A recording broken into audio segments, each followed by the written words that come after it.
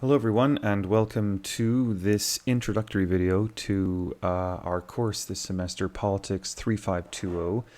And I want to start just by saying who I am and talk a little bit about the syllabus after that.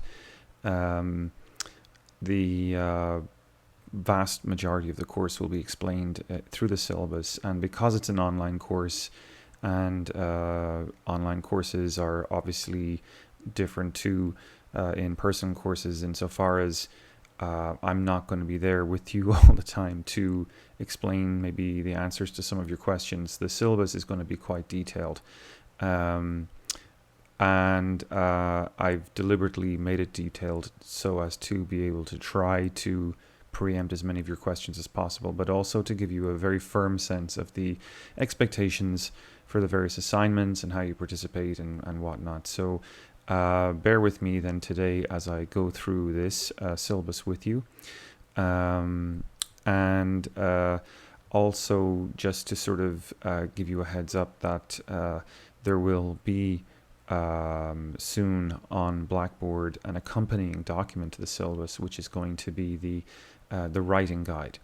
And the writing guide is how should we say, a useful extra source for you in terms of satisfying, I think, the basic requirements for the writing that will be going on in this course.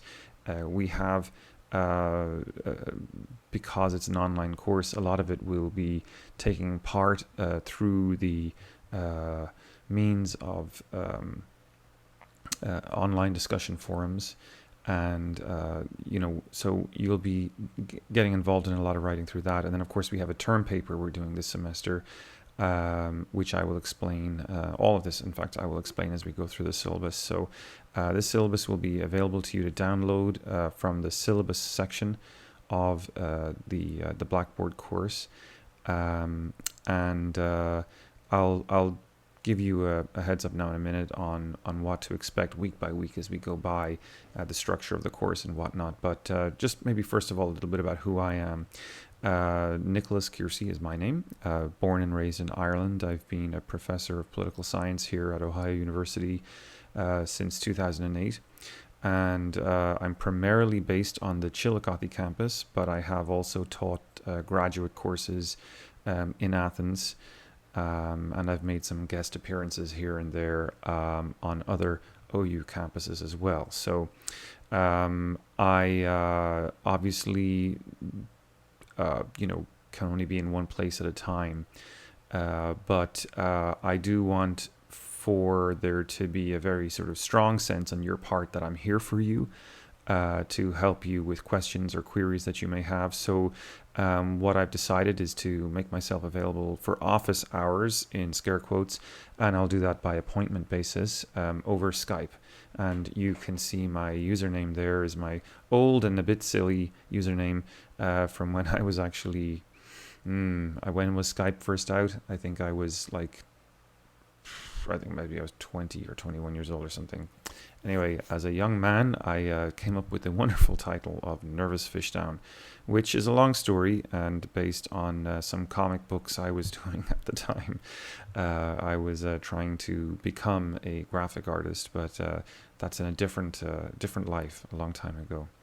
Anyhow, let's move on with the syllabus then. I'll just skip through some of these parts and we zoom in here a little bit for you guys, and just come straight to the course outcomes. And you can read along here with me if you have your document up and running on your computer.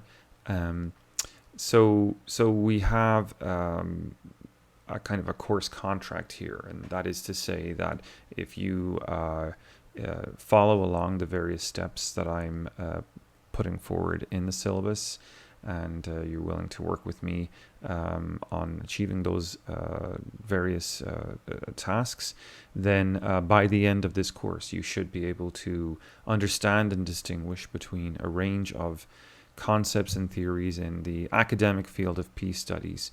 And I put academic in little quotes there because That's not the only thing we're doing in this course.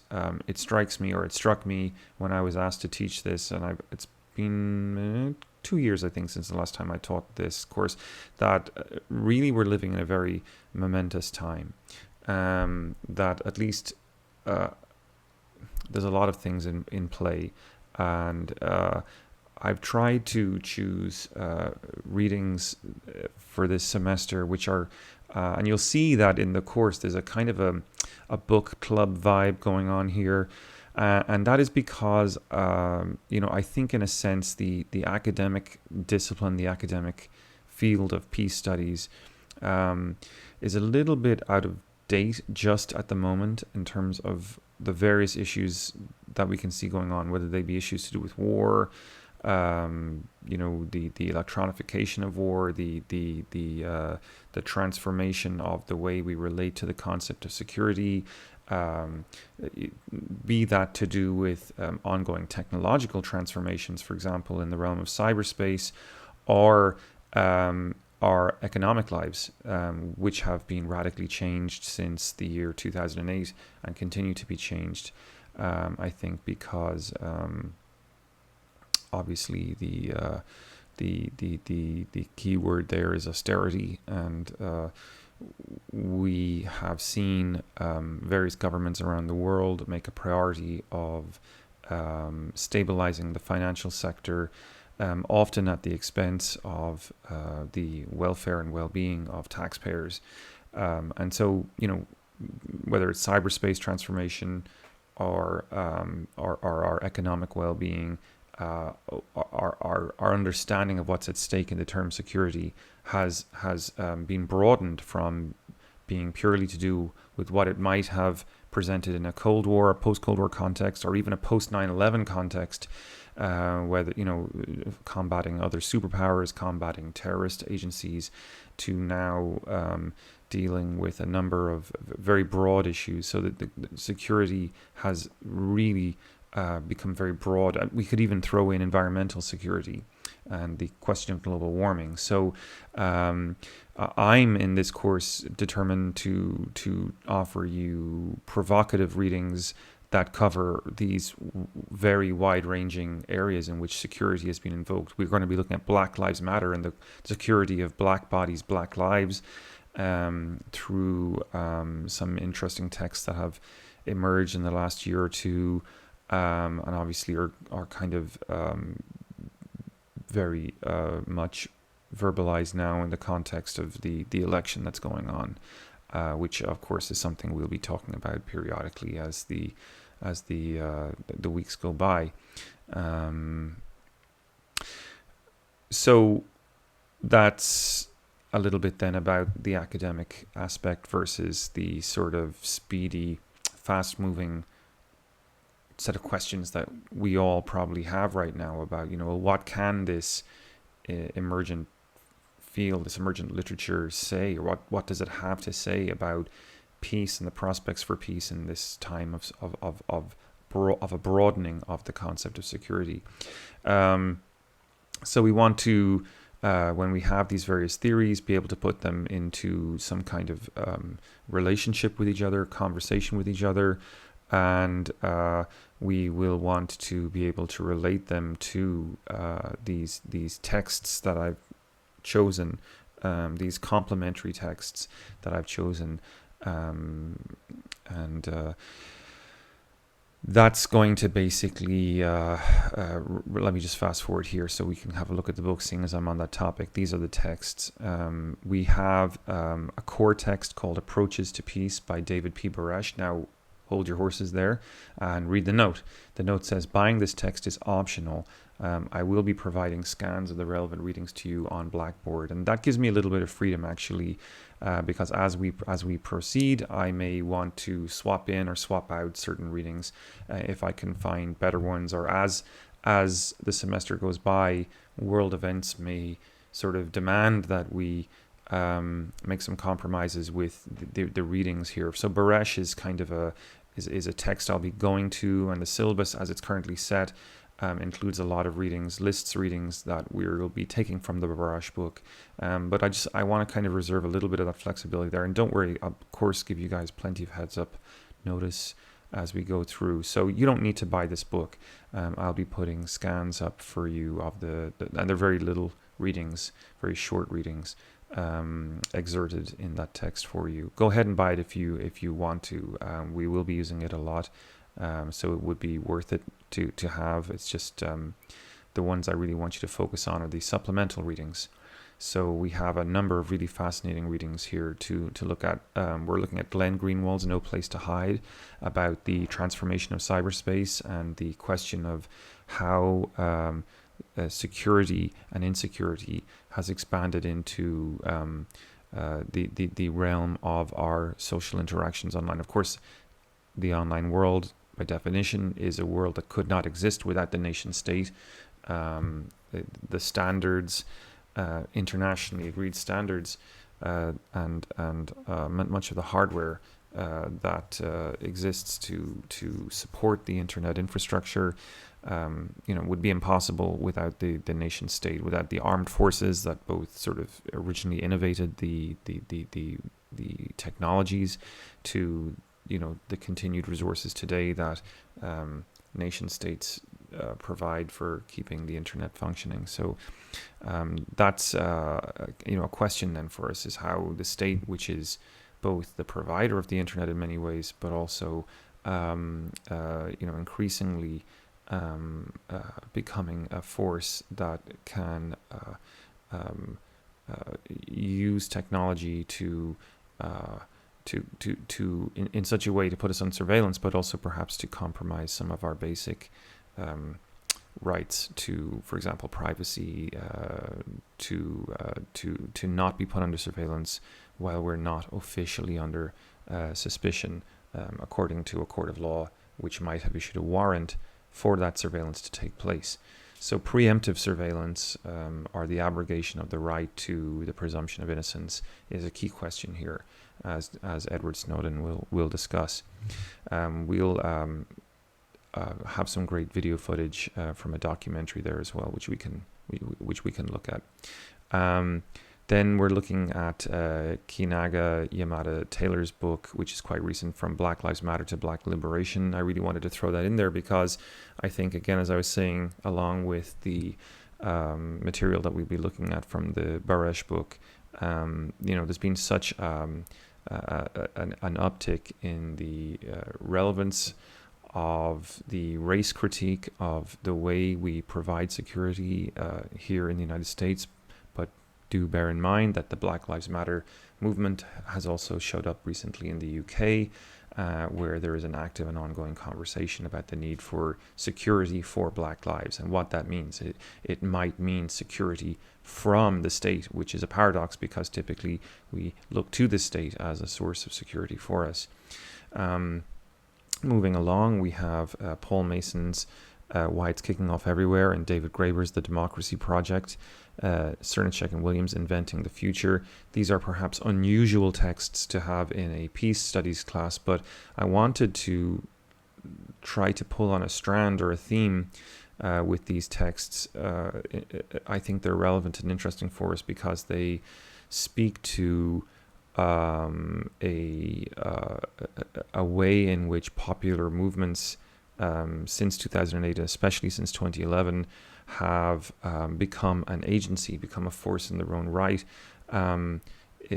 entering into dialogue with this broader or broadening definition of security. The hypothesis I think that we'll be developing together and looking at together is, whether it's Tahrir Square in Egypt or Occupy Wall Street, or, the Syntagma Square in Athens, there have been many instances of the spread, the emergence, the spread of horizontal politics, and I'm just very anxious and keen that we should explore that. So these three books really kind of, and of course Michael Hart and Antonio Negri's book as well, they sort of form a strand or a thread that's going to run deeply through the course as we try to look at how the question of peace is is maybe one that we shouldn't strictly look towards the universities to answer for us. The academics, the professors of the formal discipline of peace studies, and as sort of outlined in the Barash book, might not be the only source of a theory that can speak to and demand peace. What I'm trying to tap into is the idea that from below, there might be something like a democratic momentum, a democratic kicking off, as Paul Mason calls it, in pursuit of alternative forms of government, alternative forms of security that put the people first. That sort of, instead of making us sort of the subjects of security, making security an object of ours, right? Something we do for ourselves. Democratizing security, then, I suppose, in a nutshell, is what I'm after here. So that's a little bit about the books. Now, just going back up to the objectives and measures. The way the class, this is sort of nuts and bolts here now, but the way the class is going to proceed is we're going to work through video lectures. These will be distributed every Monday morning via YouTube, and online discussion forums where you guys are going to be taking place. And I'll be in those forums with you, of course. We're going to be working together. You guys are going to be doing a weekly journal, and you're going to be participating in a forum. You're going to post your journal to the forum, and then your other colleagues are going to respond to you. You'll have to respond to 2 of them as well every week. There's details about that later in the syllabus. I may not go into too much of that today, but you should definitely read the syllabus to find out and note that. Later on in the semester, we will have some group work we're going to start doing, because one of the big things you're going to be doing this semester is a term paper, or a substantive paper, term paper, and we'll have details and analysis of that in an assignment that we will be posting later in the semester. But I'm going to be setting you up in 2-person teams, and you will be collaborating with a colleague, with a friend through email or through Skype, to read successive drafts of these papers, and to help each other prepare these papers in the best way possible. You'll also be presenting each other's work in a mini conference that we're going to have via YouTube at the end of the semester, and that's going to basically involve you recording a presentation, about a 10-minute long presentation, where you will discuss not your work, not your paper, but the paper of your teammate, and they will do the same for you. Once you have seen their YouTube that they've done of your paper, where they present your paper to you and to the other students in the class, you'll have a chance to respond. And then everyone in the class will pick, I think I've put 3 papers that you guys should be responding to, three videos that you should be responding to, where you'll enter into dialogue with the students of those teams. So I'll describe that to you in more detail closer to the time. But I think it should be fun. It might sound like a bit of a rigmarole right now, but what I really want to sort of engage with is the kind of fun aspect of the technology that we have at our disposal right now. And I think it can be really productive for us to do this together. So I hope you'll look forward to it, and certainly I am. So a little bit of language here about students in this course being expected to have at least some previous familiarity with the concepts and terms used in political science. That's just because this is a 300 level course, and I think it sort of makes sense that we should have some familiarity with the material. So we looked at the text already. One thing to look out for here, I make note of it here in the syllabus, is that every Monday there will be a weekly checklist that I'm posting with the activities that you guys ought to be carrying out that week. And the checklist will sort of more or less approximate what you'll be seeing in the syllabus. I'll show that to you later on as we go through the syllabus today. But basically it might be a little bit more elaborate, or it might contain specific questions to help you in your reading. And it might also include links to supplemental online materials, videos, podcasts, episodes, whatever have you.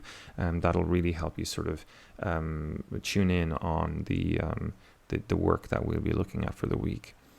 My lectures will address themes of the week's readings and any supplemental material that I've raised. They'll be fresh lectures.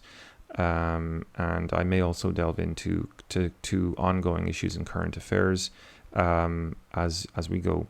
I'd love your feedback on those lectures, by the way, as we proceed, because I really want to make sure they're useful for you, as it is an online class. Feel welcome to ask questions about the technology we're using, and if there's issues you're coming up against, just drop me a line and let me know. And certainly I'll be doing my best for you to try to make sure the course is proceeding in a way that works for you. We have, I think, 14 modules in the course. I might have to correct that. I think, yes, I think with because we lose 1 week for Thanksgiving, we have 14 regular modules in the course, and you'll see we'll cover 1 module per fortnight. I'll correct that. That's 1 module per week in a sense, but you'll see that some of the modules are part 1 and part 2. So I'll correct that before I post this syllabus online for you guys in a moment or two. But the key point to note here is that all the readings, you'll have journals due every week. And they will address the readings, except in week 1, where your journal is going to address some videos that I'll tell you about in a minute. Just an interview with a man by the name of Johan Galtung, who is the founding father, so to speak, of peace studies. I really like that interview. It's from a couple of years ago on Democracy Now! I just think it's a really sort of, it's a great privilege to have a scholar of that level, appearing on an accessible media station to talk in a general manner about the state of the world and how peace studies is sort of dealing with a rapidly changing series of dynamics in the world right now. The political state of affairs, I think, and this will be his point, is in a state of change, a state of transformation. I do sort of encourage all my students always to take avail of the fact that as students, oftentimes there's very cheap and reasonable subscriptions available to major newspapers like the New York Times, the Washington Post. It's just, it's irreplaceable really. But if you don't have time to access these services, please, by all means, take advantage of the free services that are available, for example, in the form of podcasts or online streaming, news sources, just to keep track of current affairs as the semester goes by. I have links here in the syllabus to 2 sources that I think are particularly good. One is the BBC World News Hour podcast, and the other is coming from a more progressive, perspective, but nevertheless a very high quality and well produced show that really does go the extra mile, in my view, in terms of providing good interviews and great analysis of current events in the world. In terms of your requirements for the course, I just want to talk to you about 3 basic assignments that will be going on. We've talked a little bit about them already, one of them at least, and that's the online forum and participation. You'll see here that I'm asking you guys to write journals that will be about 600 words long. You can write more if you like, but ideally you shouldn't go over 800 words. You're not expected to write more than 600, and you should try, where reasonable, to keep your words around that length. What should your journal be about? Well, I will be posting on a weekly basis, as I mentioned, a kind of a checklist That'll come out every Monday with my lecture, and that'll give you kind of a heads up as to what to be looking out for in the readings ahead this week. So please look out for that every Monday, and I think it'll be particularly helpful for you as you navigate your way through the course. There is also a basic outline of the chronology of the course, the schedule for the course at the end of this syllabus, which will be useful for you if you're trying to understand where you are in the readings, what's coming next, that kind of thing. A little bit about expectations for your journal writing. You'll see I have a kind of a rubric here, which is assessing your journals on a 100-point basis. That is to say, then we have 20 points going for the journal itself, being the right length, being about 600 words long, and the fact that it would discuss in equal measure the assigned readings, both of Barash and of the respective supplemental text. Paul Mason's book, the Heart and Negri book, etc. So 20 points just for having a journal that is the right length in terms of words, and that is addressing in equal measure the contributions of the Barash pieces and the Heart, the supplemental reading pieces. The journal then should summarize the key argument, which is in other words to say the hypothesis of the assigned reading, and offer a summary of 2 to 3 points the author makes in support of this hypothesis, and you can get 20 points for that if it's done well. Maybe I should just clarify what we mean by hypothesis. What I'm trying to say is that, every week really, as you cover the materials, there's a key point really being made. And whether it's the short essays that we're reading from Barash or the longer chapters that we're looking at, usually you'll be able to figure out a kind of a dominant theme, a dominant argument that the author's trying to present to us, and how he's trying to back that up with various facts and reasonings that I'd like for you guys every week to be sort of stating that hypothesis. Usually one sentence will do it, and summarize some of the points that the author is making in support of that hypothesis. This is how we, if you will, explain and demonstrate that we've done the reading and thought about the reading. Another 20 points then are available for a third facet of the rubric. The journal should include some degree of assessment of the arguments of the assigned readings. It might, for example, agree or disagree, or it might simply notice a similarity with arguments made by other scholars we are looking at. Whatever you decide, you should back up your points with reference to the text. So what we're simply saying here is, make a claim, state a case, bring your voice in here. We're not just trying to summarize what the authors are saying. We're trying to show that we have ourselves done thinking, and so we might even be hesitant to overt to black or white, agree or disagree. Perhaps instead we might want to say that a particular scholar might owe some sort of debt to one of the other readings we've looked at. It's okay to put scholarship in conversation, to look at it in a comparative sense. So I'd like for us to feel welcome to engage with the text in that way. 20 points there. Further 20 points are available for offering an effective summary and demonstrating comprehension, to cite quotations, key arguments, concepts from the assigned readings or textbook where necessary. So what that means is, to demonstrate our reading, we can support our arguments with citations of thoughts that are of critical importance, or quotes that we might have drawn from the text.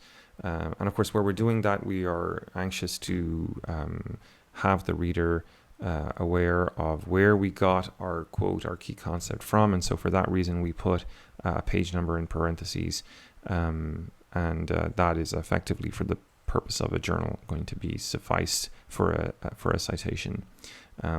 in a formal essay, you'd want a bibliography. We don't want a bibliography in our journal. We just want to get that citation in there because it's pretty obvious what we're reading. We're all reading the same thing together, so we all know what we're doing. And a further 20 points are there just for making sure that we're using quotations, key arguments, and concepts from the assigned reading to back up our argument, to demonstrate our reading, and also to help persuade the reader of our material that we have a strong interpretation of what the original author is up to. Another final 20 points out of the 100 is that we're going to be issuing responses to at least 2 fellow students' journals. And those responses are brief, but just 4 to 5 sentences in length, but they should be technical. They should note the key point being made by the author of the journal, and they should engage in a supportively critical manner, both with the evaluation presented by the original journal writer and the evidence that they're offering. So basically, it's our chance to sort of interrogate or cross-examine the journal poster. And what is not stated in the syllabus, but I will say it here, is that further debate and exchange is very, very welcome and encouraged if people want to go there. There's a major essay in the course that's going to be worth 40% of your grade. It's also known as the term paper, major essay, term paper, same thing. It should be about 15 pages. We'll have more details on this in an assignment down the road, but for now, just so you know, you can find some help with your writing in the writing guide posted to Blackboard, and you should be on the lookout for a 3-page initial draft consisting of an abstract and a basic outline. Just an outline structure will be fine, which will be due to the class and to your partner in week 6. And then finally, we have the workshop presentation. This is going to be pretty exciting. Hopefully it will go down well. As I mentioned at the start of this presentation, we have YouTubes that are going to be due in and around week 9.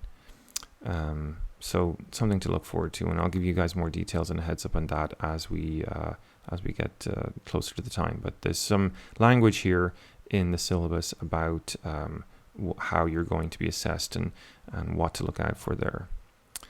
Again, there's the essay writing guide. So I'm just going to skip over a couple of things here that are not exactly super relevant, and this is a very important thing that we've got here now, which is to do with email policy. I do have a very strict email header policy, and you can see here that the subject line, the email header, must start with the class code, your name, and the topic of the email. So that's in the formal language. The subject line must start with the class code, your name, followed by a 1 or 2 word indication of the subject. And what I have here in yellow, stated in yellow, is that I have filters on my computer which help me manage your email. And that means that if your email doesn't meet the above requirement, having Paul's 352 minimally in the subject line, then it may not get filtered to the folder it should be in, and so it may end up in my spam folder or deleted. And if that happens, because I'm telling you, this is just to be aware that it's if you don't follow the procedure, it's going to be your responsibility if the email should get lost. So I will take if you've used the correct subject line and it still gets lost, then that's definitely my fault. Otherwise, I just advising you that emails can go missing. There's some language here about absences and what counts as an absence, an emergency, what counts as an emergency in case there's any sort of absence or late submission required. Please have a look at that language. an absence is 3 unexcused absences in the quarter, which can damage your overall attendance and participation grade. Of course, that is the grade of your online participation, so your forum participation. If you miss 3, you're going to be very seriously compromising that grade. So we have just a little bit more language here about plagiarism and things like that. Institutional equity statement. Please have a close look at this language as it affects you. I'll talk a little bit more about plagiarism another day. We have in this class some language about respect in the way we engage and discuss our various points with each other. I think the basic internet rule applies. Just don't engage in personal language or ad hominem criticism. Another thing that actually is not mentioned here but perhaps could be is to not use all caps language. Capital letters tend to be seen as shouting, and so we want to avoid shouting if we possibly can. Okay, so now just brings me to the dates, topics, and readings section. Let's just scroll down here and see what they say. We have a number of weeks here lined out in this grid, and you'll see most of these are quite short, just stating the readings. But the week 1 is a little bit different because it's longer. That's where we are right now, and that's because normally I would post a checklist on Monday, but as we are doing this video together and starting the class together, I wanted to put that checklist in the syllabus for you. So we have here the week 1 checklist, and that is just sort of alerting you to the fact that we have these 2 videos, part 1 and part 2 of the interview with Galtung. I need you also for this week to start reading the Greenwald book. That's the first supplementary book that we're looking at of our 6 supplementary books. Try to get to about the halfway point by the start of next week if you can. That'd be great. And then your journal postings for this week should really just primarily take a paragraph to introduce yourself, say who you are, what you're studying, and what you hope to get from the class. And then once you've got that paragraph done, that first paragraph done, the rest of the journal should address your thoughts and interviews of the Galtung interview. And as you watch, I have a series of questions here. Normally, journals are due by 9 a.m. on Wednesday, but for this week, and this week only, I'm allowing journals to be uploaded by 3 p.m. on Wednesday. That's just to reflect the fact that it's our first week and we're getting started, perhaps a little more slowly, and I want to give you guys time to familiarize yourself with the system. I'll be posting the discussion forums for week 1 on Tuesday, probably Tuesday afternoon, and you'll be able to upload your journals on Wednesday. You'll have until 3 p.m. on Wednesday to upload your journals addressing the videos mentioned here in the interview with Galtung. So you should also respond to 2 of your classmates' journals by 3 p.m. on Thursday, August 25th. I'll be there with you, checking in throughout the day to make some comments, observations, throw in my few cents worth as we go. I may also periodically do a video response to your journals, picking up on your points and giving you guys just sort of collective feedback as a class as to what has happened, what has transpired. Then for next week, we have our section Understanding War, section 1. And from there, we'll have the readings from Barash, short essays by Freud, Margaret Mead, and Chris Hedges. And we'll be finishing the Greenwald book. Now, as I mentioned at the start, I'll be getting scans of the Barash book chapters for you uploaded. And so you'll have those by the end of this week. You'll be able to start them over the weekend. And you can then be ready for your journal writing and get those journals in on next Wednesday. So that's about it for this introductory session, folks. It's a pleasure to have you in the course. If you have any questions, you can always email me at kiersey@ohio.edu.